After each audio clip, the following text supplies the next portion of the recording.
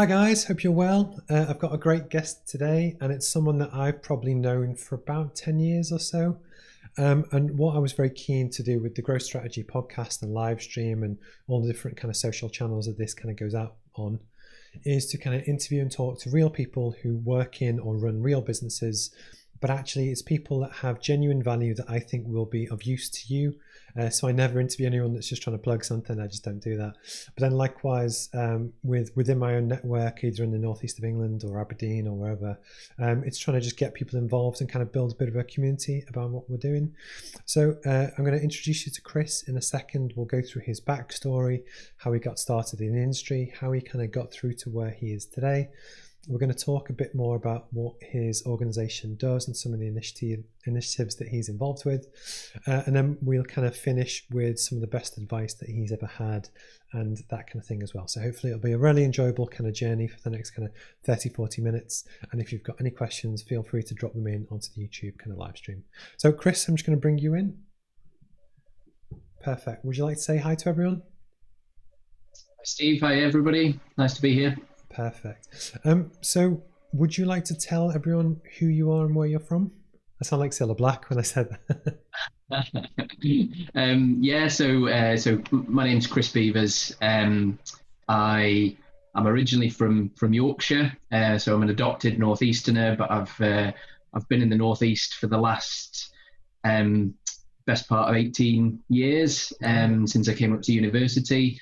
And nowadays I'm working in financial services. So I'm working as a financial advisor with both individuals and businesses across the region and further afield, really. Oh, cool. So I must say, so we probably first met, I'm trying to think when.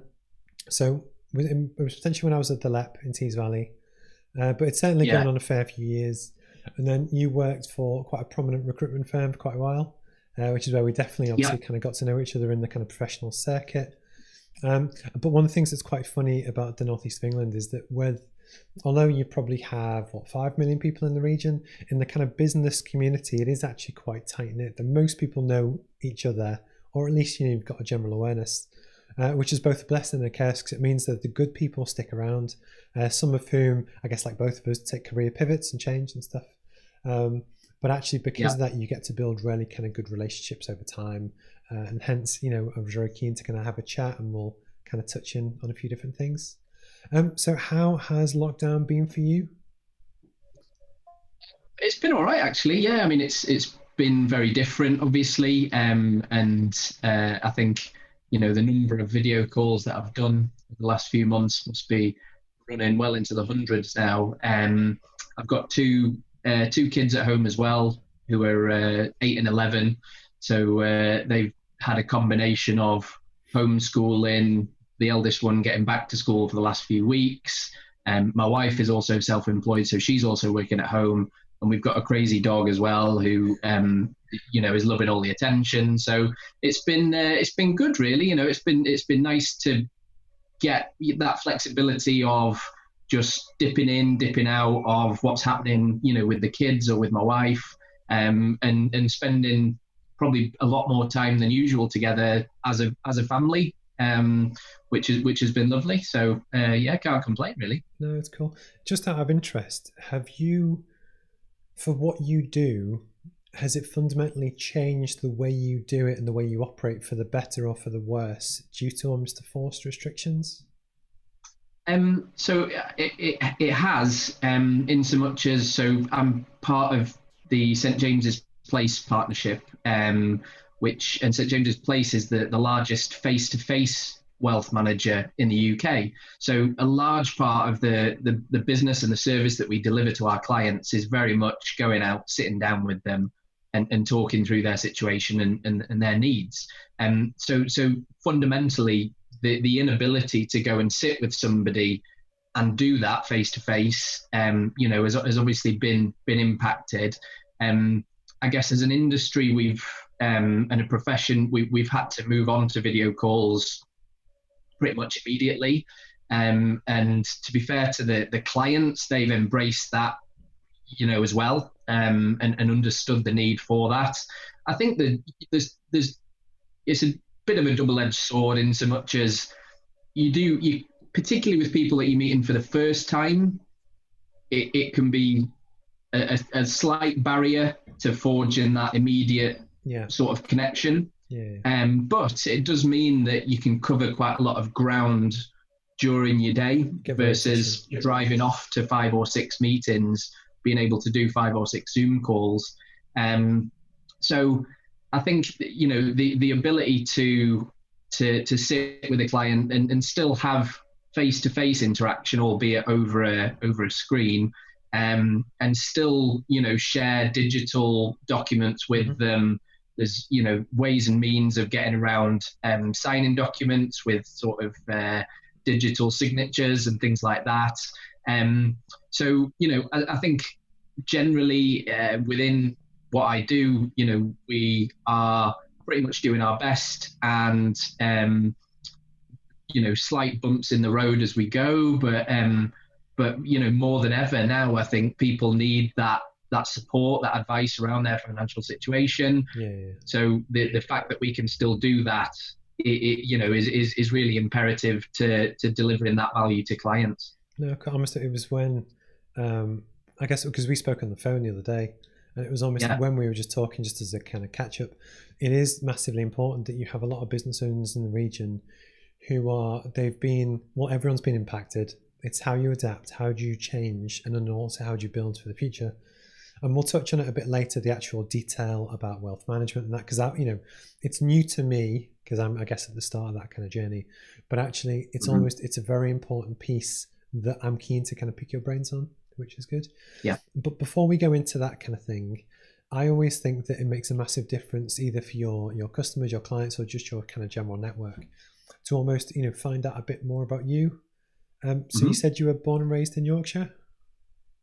Yep. So I grew up in Pontefract in West Yorkshire, which is the home of Pontefract cakes, which licorice.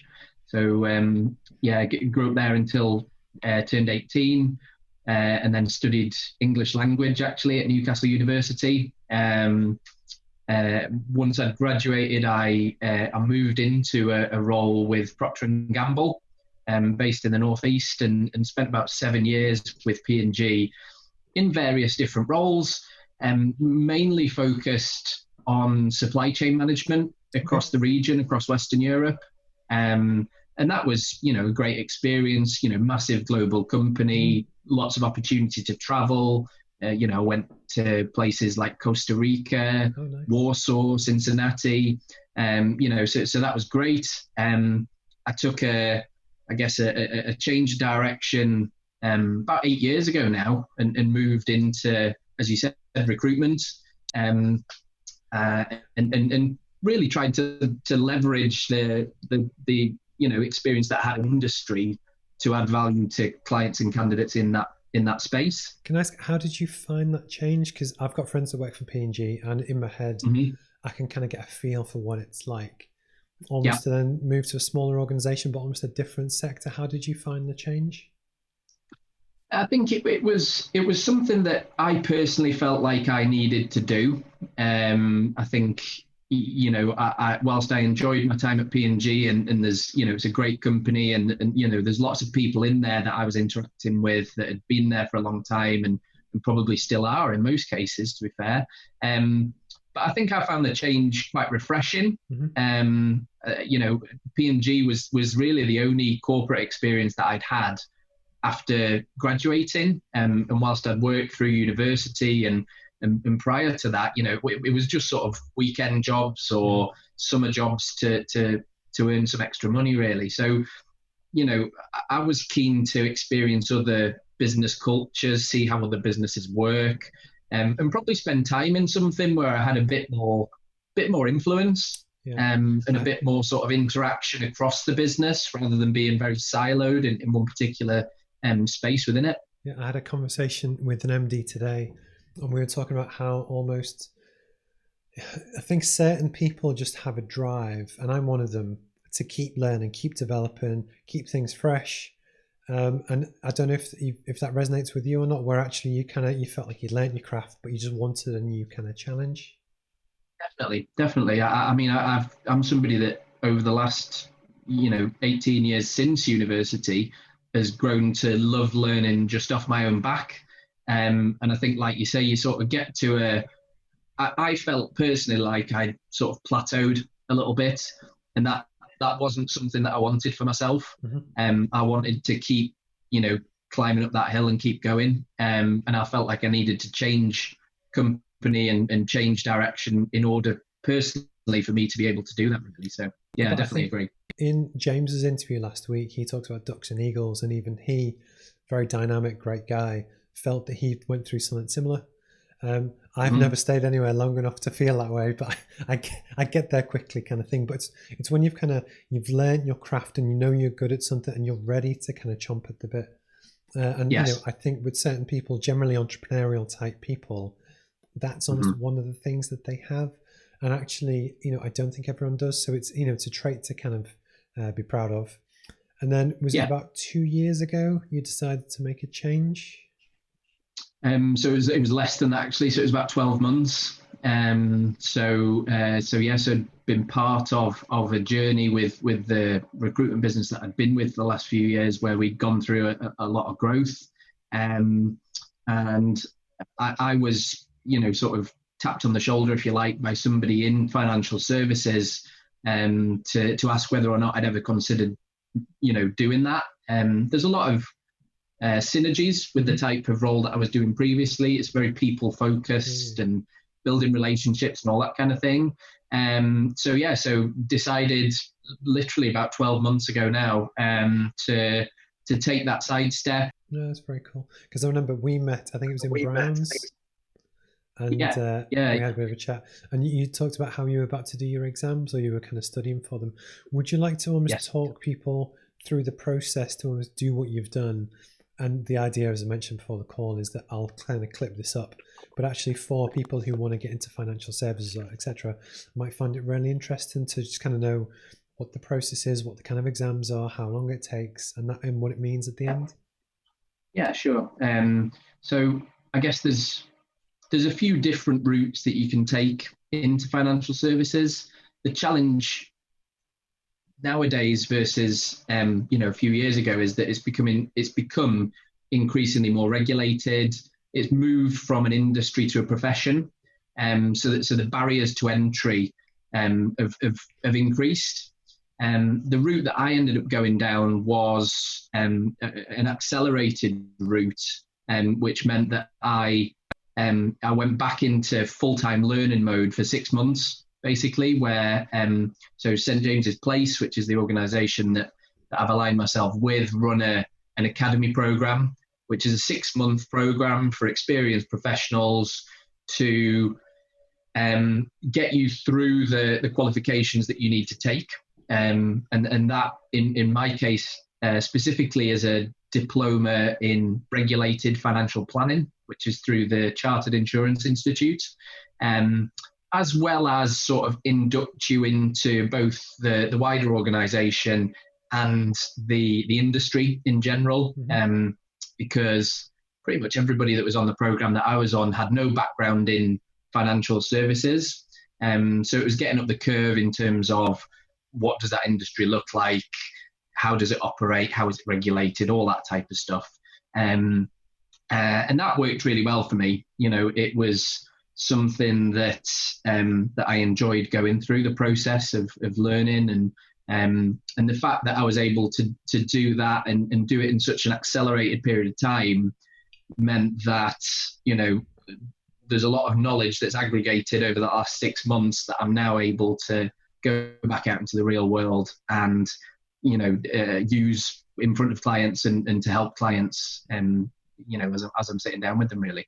Cool, because I must say, one of the things that I kind of realised actually when we were talking before, and we were talking about I like the brand positioning of the UK's largest face-to-face provider. I think it's very clever about how you niche, yourself with that. But essentially, what you do, and actually what I do, is a lot about trust, because actually, especially for what you do, if someone's going to hand over their quite life savings, their pensions, their house in some ways, everything, you have to have absolute 100% trust that this guy, what he's telling me is accurate. I have faith in him.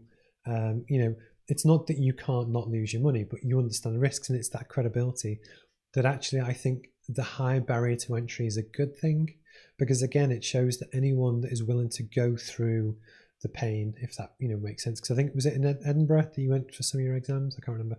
Yeah, it was. But my point is that if someone was just a shyster and they were trying to get rich quick or whatever, they probably wouldn't go through the pain. They'd just do something else.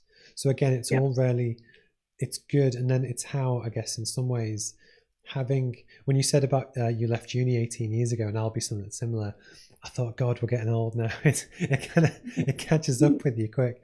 But actually, I imagine you were tapped on the shoulder because of your network, and they would have liked how you operate, how you come across, what you do. That actually you will have trust with a lot of people already over the past, I guess, 18 years. That although you might have operated for a different company, a different sector, your moral value and what you're about and your background and your approach, people recognize, again, as we said at the start, it's quite a small region, but it will all accumulate and add up to hopefully what you're kind of doing now, and almost, in a very successful way that I hope when you do your own business development and go and speak to people, you've already done 90% of the difficulty to almost make yourself credible. And then the last section is the product and service right for the person, at that time, kind of thing. So would you like to, I guess, tell people a bit more about what you offer and how it works? Yeah, absolutely. So I think, in terms of a very broad strokes approach, generally looking at pensions, investments, and protection for clients, but in a very holistic way. So what I'm looking to do is build long-term relationships with clients where I can be a trusted partner to them in terms of helping them to achieve their objectives. And so the process really is quite simple in terms of what we do, to understand where the needs of those clients are. So the first thing that I'll do when I'm sitting down with a client is understand, what are your objectives and goals? Where do you want to be in 5, 10, 15, 20 years time? So for some clients that might be retired, sitting on a desert island. For some clients that might be exiting their business. For some clients that might be watching their children graduate. But it's understanding, in your individual circumstances, what is that objective? The next thing then is, okay, so what are your current circumstances now? What are you doing from a financial planning perspective to put yourself in the best position to achieve those goals? And quite simply, by overlaying the goals and objectives against the current financial situation, we can then, or I can then use the expert knowledge that I've developed, through that learning program to identify where the gaps are and where the areas that could maybe use a bit of tweaking are, and then work out a bespoke financial plan and some solutions for that client to address those need areas really. And then, the idea of the long-term relationship is that doing something like that isn't just a transactional once in a lifetime sit down and then you do it and it's done. It's something that will constantly evolve.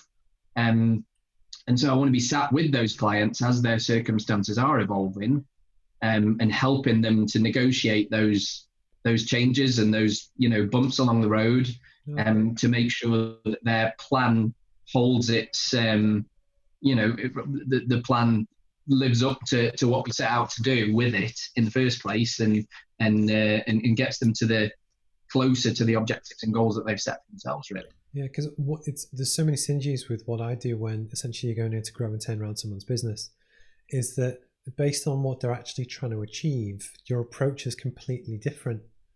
And one client in Stockton, early 60s, wants to retire in a certain amount of time.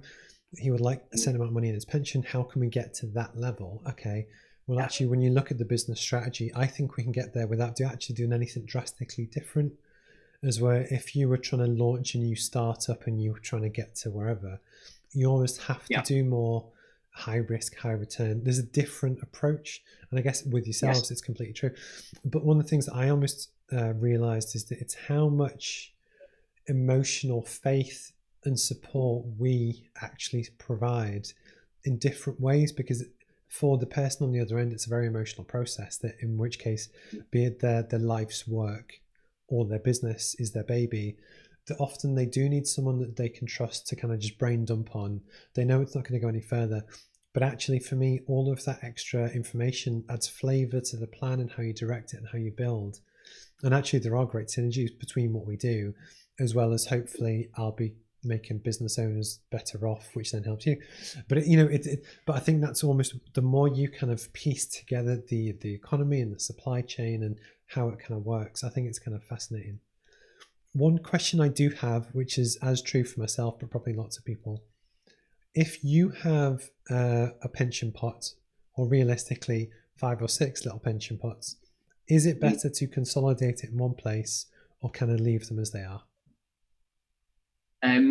I guess there's no fixed answer to that. And again, it comes back to what do you want to achieve with it. I think the main thing, Steve, is that you're taking control of that. So if those pension pots, whether there's 1, 2, 3, 4 of them, do you know how that pension is invested? Is it invested in the way that you're comfortable with? Is it invested in the way that is in line with your attitude to risk? And so from there, you can then extrapolate, well, actually, I'm better off changing this or changing that or consolidating. The one thing I would say about consolidating into one pot is that you're giving it the best opportunity to compound and grow by using the economies of scale of the amount of money that's in there, really. Cool. So, yeah. It was one of those questions that, I think a lot of people will have on their mind. So I'm just going to ask this stuff. Yeah. To put it in context, I've consolidated mine. Based on what I've learned over the last 6 months. I had 3 old pensions, so I'm consolidating all of mine into one now. So, yeah. Because that's almost, it's a good acid test. If when you want someone's advice, it's saying, well, what would you do? And, and that's almost, I guess for you or for me, it's almost when you put your own neck on the line to actually say, well, actually, if it was me, I would do this. And then, one of the things I'm gradually, hopefully getting better at is it's the trust in the person on the other end. Say, look, that person is a professional in that particular area. I will trust that they know more than I do. Yes, I'll use my gut feel and intuition, but no, it's cool. Do you mind if I ask you about some of the other kind of initiatives that you're involved with? Sure. So you're on the board of trustees of something called the Pi Project. Would you like to tell everyone what that is? Sure. So the Pi Project is a charity which is based in the Northeast. So Pi is Primary Inspiration for Enterprise. And the charity was set up about 6 or 7 years ago with the purpose of helping to drive aspiration in primary age children. So, once kids go to high school and start to move towards A levels, they get support from the school, from outside businesses and careers support, careers guidance. Actually, the guiding thought behind the Pi Project is, should we be doing that earlier? Should we be starting kids on that path just from driving an awareness in them at an earlier age, which is exactly what we do. So we deliver an enterprise-led project, which is delivered in 2 stages with primary schools across the region, which is designed to give primary age children experience of what it is like to set up and run a business. Wow. So we give the schools that progress to the second stage, we give them a pot of seed money each. They have to go through an interview process to appoint, general manager, sales manager, all that kind of thing. And then they have to come up with a business using that seed money that they think is going to generate the most profit that they possibly can. Any profit that they make on top of the seed money, they get to keep. And there's also a monetary prize for the top 3 schools in each cycle that they can then use towards well, anything within the school, but we hope that they would use towards further driving that level of education in their children, really. So no, it's very cool. I must have back in, when was it? Around Christmas, I think it was. I went out for a family meal back at home. So I don't have kids, my brother does, and he's got an 8-year-old called Alfie. And Uncle Stephen had obviously started his business and whatever. And actually, we were in a Greek restaurant, and with an 8-year-old, we were talking through business concepts. And actually, I was shocked at how much, as in like actually impressed about how much he knew about buying stock and selling it. And I was like, I was amazed at this 8-year-old. And he's a smart lad, but likewise, what does he do? He loves Lego and all the usual stuff that 8-year-olds love. But actually, he knew more than probably I did at an older age. But I was just really impressed. So I completely kind of buy into what you're doing. And I think as well, especially now you've got the gig economy, you've got a lot of people, sadly at the moment, who are maybe considering starting their own thing because, they've had to. I think it's actually a great thing to kind of spark that idea early doors. And a lot of the kind of entrepreneurs and people that you follow on YouTube and stuff, a lot of them did start at school selling crisps or baseball cards or whatever. I know, it's very cool, very cool. And I think the challenge sometimes, Steve, is that there's certain professions that are talked up through schools, and there are clear paths to, whether it's being a lawyer, being a doctor, that kind of thing. Mm-hmm. But actually, how do you go about becoming an entrepreneur? How do you go about becoming somebody who founds a business?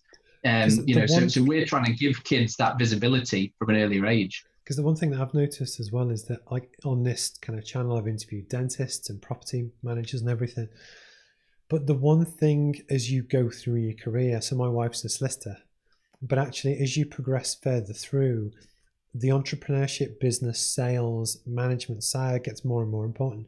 But then actually you'd be amazed at how much businesses, or maybe not, but people that watch might, about how they're all the same and the concepts are the same. And but it's fascinating that most people aren't taught how to do that. Does that make sense?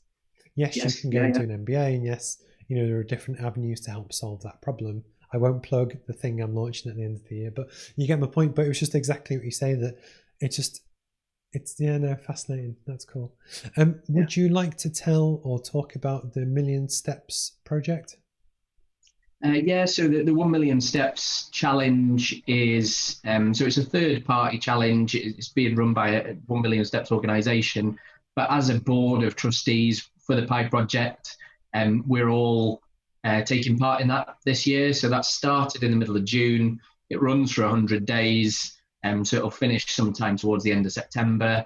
And during that period of time, we are all committing to walk at least 1 million steps. By doing that challenge, we're looking to try and raise funds for the charity itself. So all funds raised by us as a board will go back into the charity and be used for delivery of those future projects, essentially. So no, I think it's very cool. I must admit, since lockdown happened, all my gym has been shut. My basketball, which is regular weeklies, all stopped. And I realised I got some photos taken on Friday. I'd put on a little bit of weight. I was like, But actually, I think sometimes it's having the drive, the initiative, and it's almost when there's an extra cause to just get yourself out there. And, walking is a very good way to build a good level of fitness. So I really can appreciate what you're doing. It's a little reminder to me every day, because I sort of, get partway through the day and think, well, how many steps have I done? And if I've just been sat at my desk, then it's probably very few.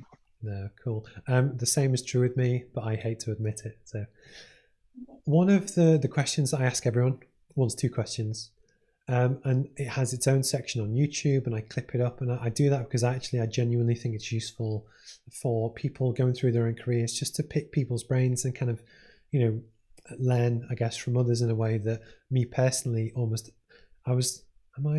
although my uncle did own a business, I didn't really know him and I never got a chance to ask him about it. But my point is that I had to teach myself everything in a lot of ways, that I think this is actually quite useful for people, whether they kind of watch it or not. So can I ask you, what's the best piece of advice you've ever had? So in terms of advice, I think I try and assimilate information from lots of different sources, and I do lots of reading and that kind of thing. But in terms of specific pieces of advice, I think when I joined the business that I was previously at, the founder of that business, who's a guy that we both know, Richard Hogg, I'd come from an environment where it was very much expected to put on a professional mask, if you like. And one of the first things that Richard told me was, be yourself, let down your guard, be vulnerable, let people see the real you, which is exactly what you were talking about before as well, Steve. But I think, and I took that on board, and that totally changed my style of how I interacted with other people in a professional setting.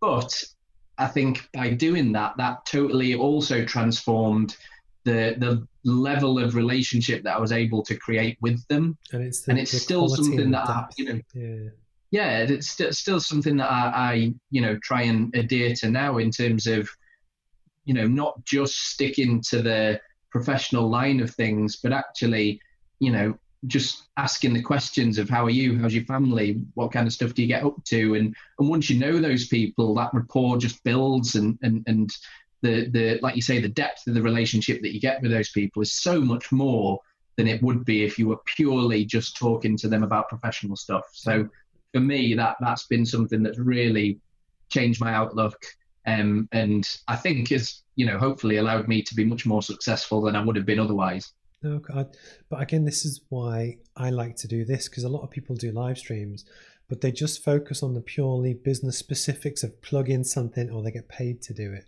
As I want to actually get to know the people and the background and the story. Because, by the way, your wife has a very cool job that when you can say what she does, so I don't get it wrong, but I actually wanted to do something similar when I was probably about 18, 19, but instead went into engineering. Yeah. So what does your wife do?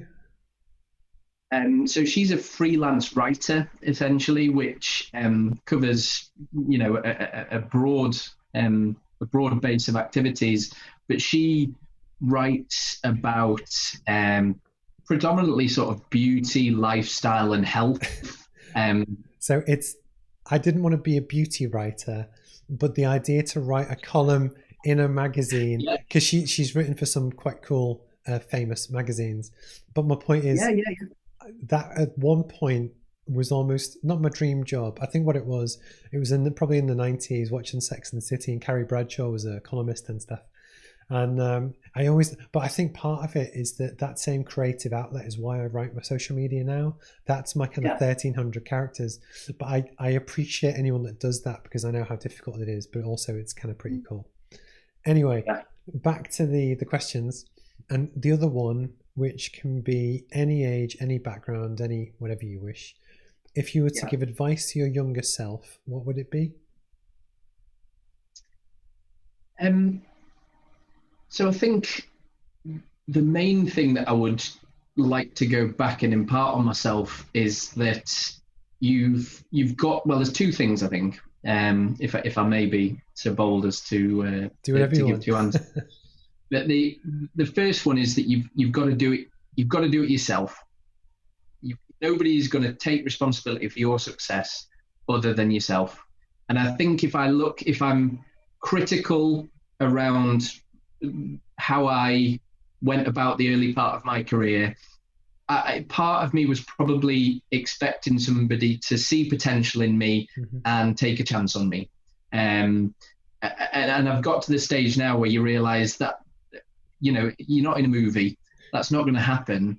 You've got to take responsibility for your own success, like I say. So that's one thing that I think I could have learned earlier on in my career. The second thing, it's a realization that came to me 4 or 5 years ago, I think, but it's that if there's something that you're not looking forward to doing, you're never going to feel like it, whether it's now or something that you're trying to put off for later in the day or later in the week, or however you're trying to kick that can down the road. The reality is you're never going to feel like it. So just front up and do it now. Get it out of the way, because you'll feel a lot better once you have done. Yeah. And again, I think that was something that it took me time to learn through mistakes and experience, that I now try and adhere to every day and just think, well, what is the stuff that I don't want to do? I'm going to get that out of the way first in my day, really. So, but like related to that, so for instance, touch some wood, my business is going quite well and the clients are happy and that kind of thing. But still, I worked really hard last week, decided to take the weekend off. And for me, that's a big thing. Take 2 days off, which some people laugh at, but for me, that's a big thing. And then, but even on Monday morning, I was going into a client's office. I knew they were happy with me. I knew what we were doing, but still part of me was just a bit worried. And you can overthink and over worry on stuff when you really don't have to. But actually, as soon as I was in the office and I was up to speed again, you kind of realize actually it was fine. My point being exactly what you're saying. Often the thing that you worry about isn't as bad as what you think it's going to be. Or if you have made a mistake, because this is one of mine, is that if you have a mistake on anything, just as early and quickly as you can, just raise your hand. It was my fault. I've made a mistake with this. How do we fix it? And it's just, I think, no, I appreciate your honesty and your answers, and they're very cool. So is there anything that you would like to talk about? Is there anything you would like to plug at the moment? Well, I think, still being reasonably fresh into the financial services business, clearly I'm keen to try and get some traction with that. And build people's awareness and their knowledge of what does that mean, because terms like wealth management get used, and that can evoke a certain reaction, quite a visceral reaction, I think, by people, in so much as they either perceive themselves as being wealthy or not being wealthy in one particular term. Yep. In terms of how much money they've got. Wealth management is almost a bit of a misnomer, if you like, in so much as what I do for clients is holistic financial planning, right from the early stages of, buying your first house, getting married, having kids, all the way through to the latter periods, or the later periods in people's careers, where that earning power and probably the amount of money that they have got has increased. So I think, like I say, a large part of the conversations that I have with people at the moment are, this is what this looks like, and actually this is how this can support you at this point in your life. And like we said before, it's a bespoke service, so it sort of evolves and changes in line with that. One of the things that I think is also accurate is that so I'm fortunate in some ways that I grew up working class, but I've now graduated to be middle class. There's no denying that I'm a professional, so is my wife. We have a nice house, that kind of thing. But what I was going to say is that when we're trying to get more social equality on different things and actually kind of help lift people up and etc. I know that you also know people that are in property and who interact with them and that kind of thing. But my point is, it's almost the whole rich dad poor dad thing of, when you knew better, you did better. But likewise, a lot of people, including me at a much earlier age, would never have been taught how to manage money, what to do. So a lot of people actually do still live hand to mouth. And I kind of realized this in one of my former jobs, that we employed about 15, give or take, minimum paid workers to do manual tasks within the factory. And they were all great people, very generous, etc. But actually, the whole way that they still rented the house, they couldn't afford to buy it. They didn't necessarily have any savings or buffer. But actually, I think there's also a big piece just to help educate more people, to almost help them lift them out of the situation they're in, because they're not getting that information from anywhere else. Does that make sense? And I think there are, there are things that we can do in society, even if it's only doing videos that go on YouTube, that just help educate people on stuff that you can do, because chances are within their standard kind of social circle, they're probably not going to get that from anyone else. So I've really enjoyed kind of catching up today. What are we on? We are on, give or take, 40 odd minutes. But again, that's a good length of time. But it's been nice to catch up, and obviously with lockdown, we haven't really got a chance to kind of see each other in person. But hopefully before too long, they'll start doing networking events again and different things. And it'll be good to kind of see you on the circuit. And definitely kind of stay in touch. Yeah, thanks, Steve. Thanks for having me. No worries. And thank you for sharing your story. All right, cheers, Chris. And we will catch up soon. All right, cheers, mate. Bye-bye. Cheers, Steve. See ya. Bye.